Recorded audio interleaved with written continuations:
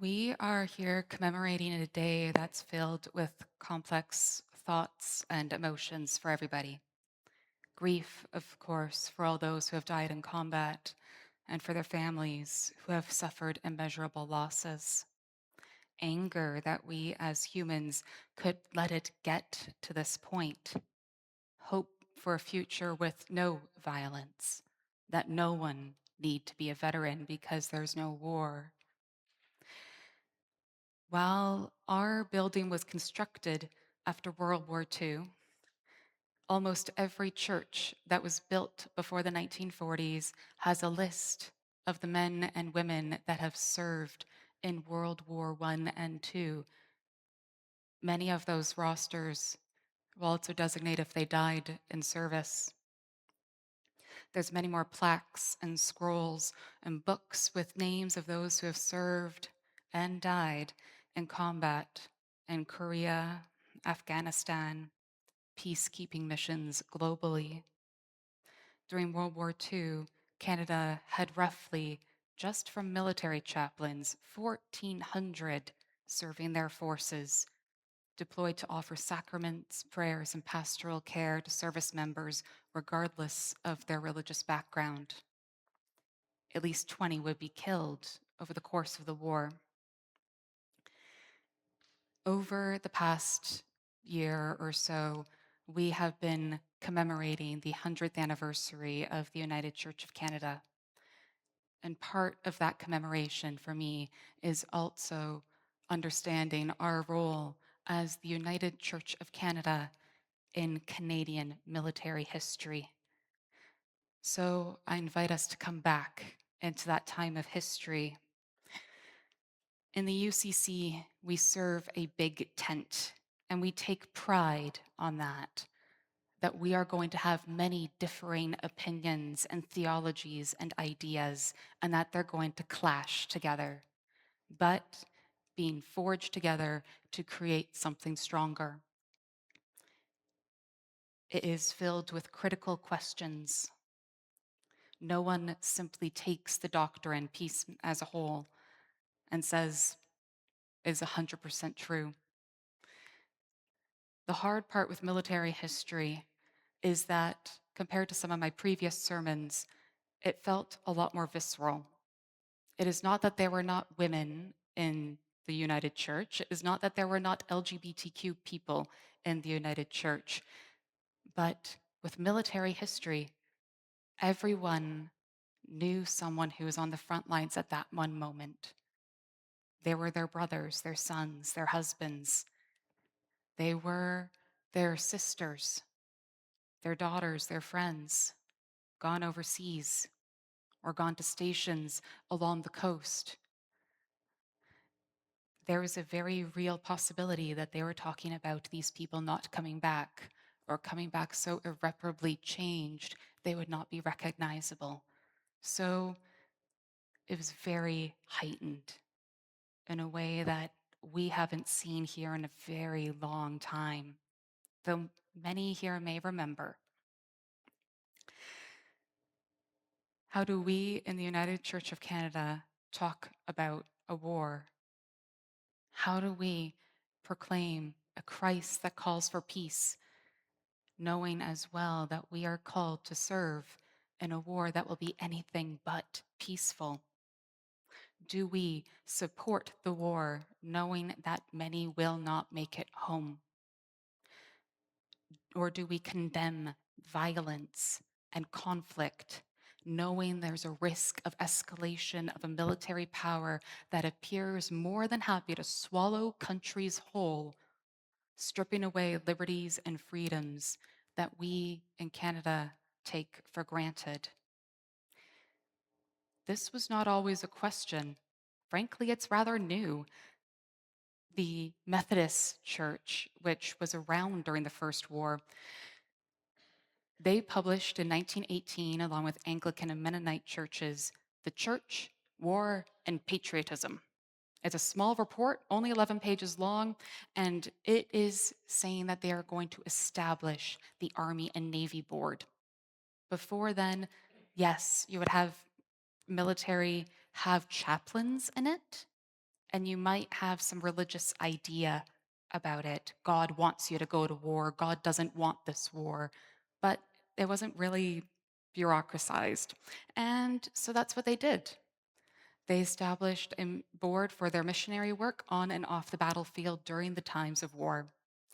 It would commission ordained ministers to be military chaplains.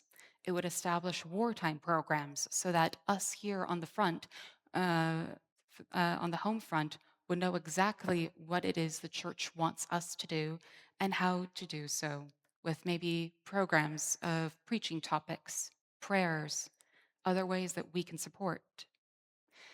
It accumulated the first set of military records for Methodist servicemen and servicewomen as the years progressed.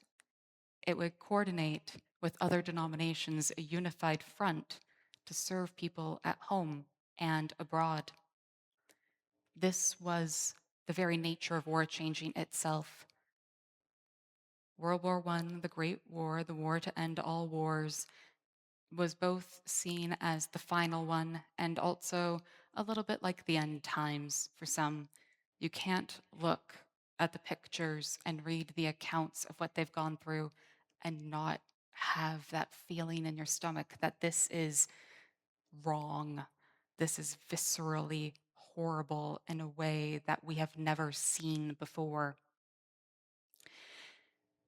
One of the first goals of the Army and Navy Board of the Methodist Church was to squash rumors that the mainline churches were sending anything less than their fair share of soldiers overseas. They wanted to make it clear that we were sending just as many young men over to Vimy Ridge, to every battle that we have encountered, as any other denomination. Christian duty became wrapped up with patriotism. You are called to fight as a good Christian, and if you die, God is with you. You are no longer simply a dead 20-year-old on the battlefield. You are a martyr. Go for your cause. Fast forward to the Second World War.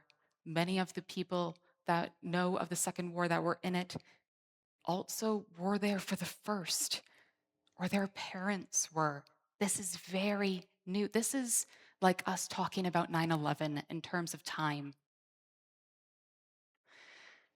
The scars of the First War were not yet healed, and yet here we are.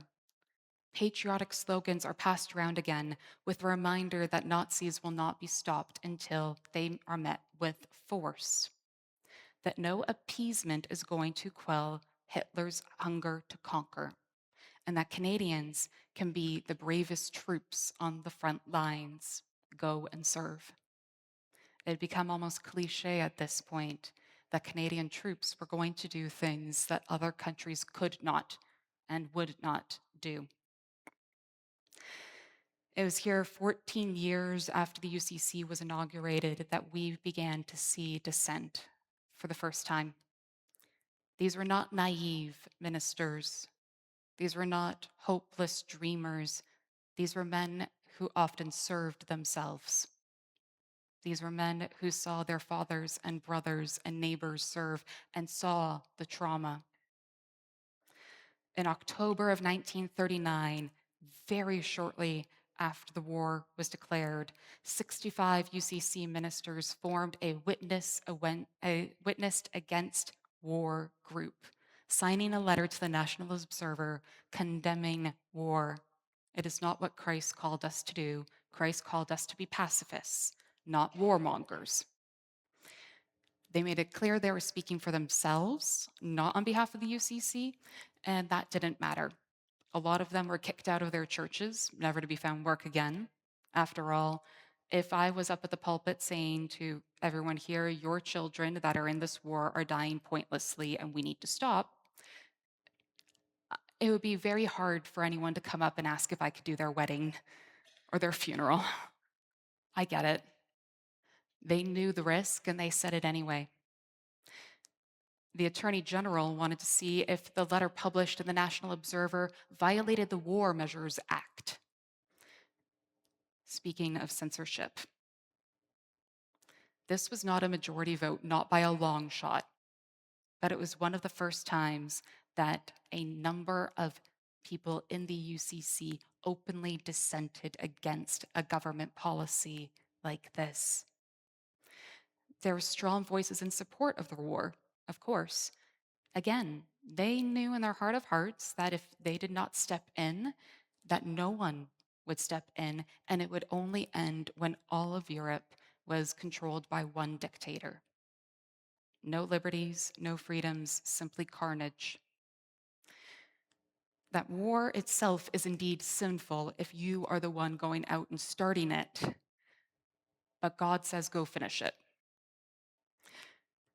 There is a just war theology. There's also an underlying current put out in the letters: Christians save other Christians. It is your Christian duty to go out and defend. It's the sort of the last bit of Western imperialism that says we will go in and save the day. It can be seen a little bit throughout. And of course, many UCC members gave everything they could in droves. They contributed with not just enlisting. I think about 20% of all Canadian service folk were UCC. They didn't keep complete stats, but that's the closest one I could get. There was money put in, labor, materials, and morale. A big one that I think our stewardship committee should have a conversation about: victory war bonds. Many churches bought war bonds during this time, especially if they were in debt from the Depression. They would put this in knowing that the return would help them after the war. And what better way to tell the young men and women overseas that you're supporting them than saying, we are investing from our own church? I don't know how well our stewardship committee would take it if I said to them, we need to invest thousands of dollars into the government war bond. I don't think it would go well. One church, West Oxford United Church, in 1942 put in a $700 war bond. That's $2,600 today. That's not including their own personal time, labor, any money they could, any scraps that could go in. The method was simple. War bonds, it became a way to proclaim your support for the troops. If you could not fight, you sent over what you could. And after the war, those returns on those bonds helped build the churches, especially with the post-war boom. We needed buildings back. This just war mindset, the idea that this was okay because it had to be done, it's one that we kept over the decades through campaigns like Korea and Afghanistan, peacekeeping missions throughout the world. Ultimately, I am not a military person, but I know that sometimes the only way to stop the enemy is by force. So, where does that leave the UCC today? We have chaplains, they're over there right now. Many of us do know someone serving in the military. There are many United Church of Canada people serving in the military. But the war battleground has changed. In 2025, our military is science fiction compared to a century ago. And a century ago, it was considered Armageddon. Now we can send drones. We can send missiles across time zones. You do not have to see the enemy's face in order to hurt them. Bombs can be triggered nations apart from each other, and digital warfare can do an incredible amount of damage. These are tools of the trade, just as important as a gun, as a tank, as a Humvee. Stephen has talked about this in previous sermons, that humans are not natural killers. We do not grow up thinking that it is natural to want to inflict pain upon someone else. The only way to get a soldier to do that is either the quick and dirty way is to make it that self-defense immediately. You have no option. And I think that's one that as a civilian, I can understand more. I don't want to hurt someone, but if someone says that they are going to kill me or my family, I could see myself putting up a fight. The other one is to simply work on dehumanizing the enemy, make it harder and harder to see them as another person that also grew up and went to school, that wanted to be an architect or a shopkeeper, that loved traveling, that has a comic book collection. It is harder and harder to make them, it's harder and harder to fight the enemy when you know all of this stuff. So you remove as much of it as possible, and soon they become dots on a screen. Much easier. This is an ancient problem.